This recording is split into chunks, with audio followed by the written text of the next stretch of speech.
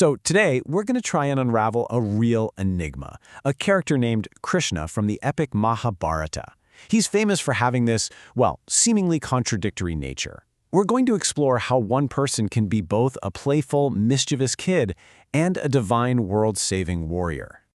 And the source material we're looking at today just frames this puzzle perfectly with this one simple statement. I am unable to understand how come one have so many faces. That single line right there, it sets up the exact question we're going to dive into. Which brings us to the big question, right? Who is the real Krishna? Is he the prankster? Is he the divine musician? A revolutionary leader? Or maybe, just maybe, are all these faces part of a much, much bigger picture? All right, to even begin to answer that, let's start with the side of him that's probably easiest to get our heads around. Krishna as this mischievous but totally beloved child. And yeah, by all accounts, Krishna was, well, he was a handful. The villagers were always, and I mean always, bringing complaints to his mother. He'd tattle on his brother Balram.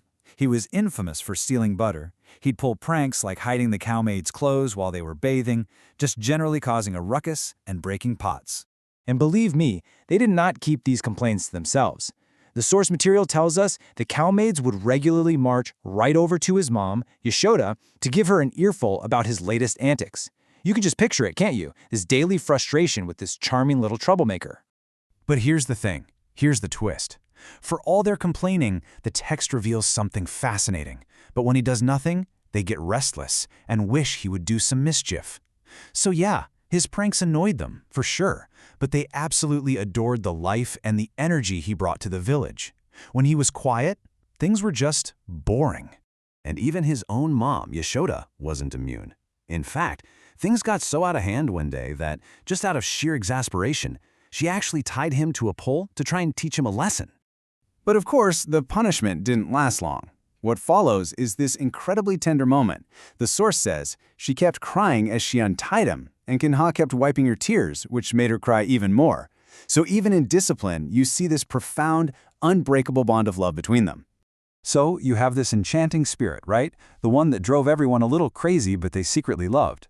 Well, that same energy shows up in a totally different way, a much more mystical way. And it all comes through the music of his flute. Now, we're not talking about just some kid playing a tune here. This was something else entirely. It's described as this divine sweetness that pervades the pure air. It wasn't just a melody. It was like a force of nature, this supernatural quality that enchanted the whole world around him. And Radhik captures this feeling perfectly. She tells him, "When you play the flute, I lose myself in the music." His songs weren't just nice to listen to, they were this completely transportive experience. People would just get lost in the sound. So his music, it's really a symbol of something much bigger. He's not just playing a tune. He is the one who makes the world dance along with him. It's this irresistible charm, a divine rhythm that pulls literally all of creation into sync with him. Okay, so look at this. This slide just lays it all out, doesn't it? The two sides of Krishna right next to each other. On the left, a very human kid who complains and cries. But on the right, a god who shows someone the entire universe in his mouth and defeats demons. How does that even work? Well, that brings us to our final piece of the puzzle where his mischief really levels up into a full-blown revolution. So we've seen the child, and we've seen the enchanter. Now get ready for Krishna, the revolutionary leader, the divine protector. And yeah, that little butter thief we met, he's about to take on a king. So here's the setup. The whole conflict really kicks off because of this tyrannical king, Kansa. He's demanding that the people of Nangan send all of their hard-earned butter to him as a tax. And the villagers, well, they're terrified. They're just trying to survive. Their whole attitude is, look, this isn't just butter. It's the king's tax. You just have to pay it. They see obedience as their only option. But then comes Krishna, still just a kid, mind you, and he asks this totally radical question. He asks the elders, okay, fine, but what are you getting back for it? Does the king protect you when there's a famine? In that one moment, he's making them question the king's entire authority. And this all builds to his core argument, his revolutionary idea. A king who cannot help his subjects has no right to impose a tax. Boom. He's not just saying the tax is unfair, he's saying it's completely illegitimate. It's basically theft. Well, you can imagine King Kansar was not exactly thrilled to hear about this little rebellion.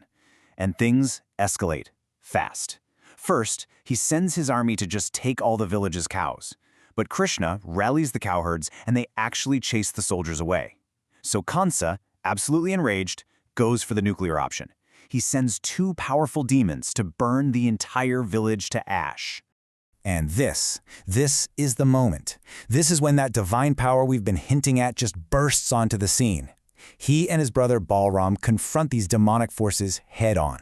And they don't just fight them, they completely vanquish them, saving their home and everyone in it from certain destruction. So, let's circle back. How do you reconcile all this? The butter thief and the demon slayer? It brings us to the big idea here. He isn't one or the other. He is the God who is all. Just think about all the faces we've seen.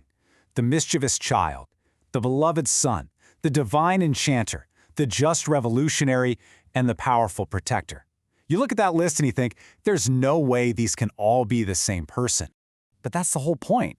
They aren't contradictions. They're just different aspects of one complete, extraordinary being.